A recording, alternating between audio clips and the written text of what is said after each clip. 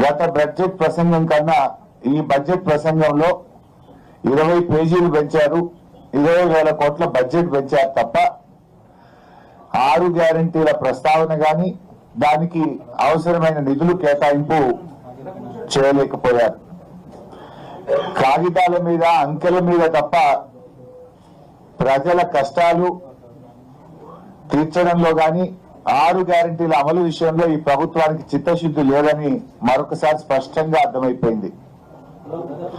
ముఖ్యంగా BC, SC, ST, minority డిక్లరేషన్లు కేవలం ఓట్ల కోసమే తప్ప ఆ వర్గాల బాగు కోసం కాదని ఈ బడ్జెట్ నిరూపించింది. గత బడ్జెట్ లో పథకాలు పెట్టి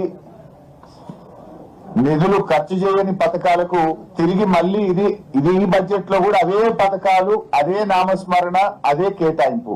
ఎట్లా నమ్మాలి? పోయిన బడ్జెట్ లో రాజీవ్ యువ వికాసానికి 6,000 కోట్లు పెట్టామన్నారు, 6 పైసలు కూడా ఖర్చు పెట్టలేదు. మళ్ళీ ఈ బడ్జెట్ ప్రసంగంలో మళ్ళీ అదే రాజీవ్ యువ వికాసం పథకం గురించి ఏదో గొప్పగా చెప్పారు. పోయిన బడ్జెట్ లో చెప్పారు, బల్లలు కొట్టారు, 6 పైసలు ఖర్చు పెట్టలే. తిరిగి మళ్ళీ అదే పాట పాడింది ఈ బడ్జెట్ లో. అట్లా ఇందిరమ్మ ఆత్మీయ భరోసా 24-25 బడ్జెట్ లో పెట్టిండ్రు, 25-26 బడ్జెట్ లో పెట్టిండ్రు, ₹1 ఇవ్వలేదు, 1 పైసా కూలీలకు అందలేదు. మళ్ళీ ఈ బడ్జెట్ లో అదే చదివిండు బట్టి. అంటే నీ బడ్జెట్ కో శాంటిటీ లేదు.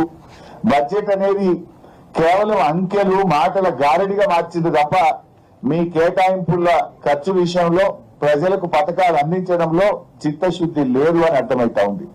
అది ఆత్మీయ భరోసా అయినా, రాజీవ్ యువ వికాసం అయినా. ఆ రాజీవ్ గాంధీ పేరు పెట్టి ఆయన ఆత్మ క్షోభించే విధంగా చేసిండ్రు, ₹1 ఖర్చు పెట్టలేదు రాజీవ్ యువ వికాసం. ఇందిరమ్మ పేరు పెట్టి ఇందిరమ్మ ఆత్మ క్షోభించే విధంగా ఇందిరమ్మ ఆత్మీయ భరోసా కూడా పైసా అందించలేదు.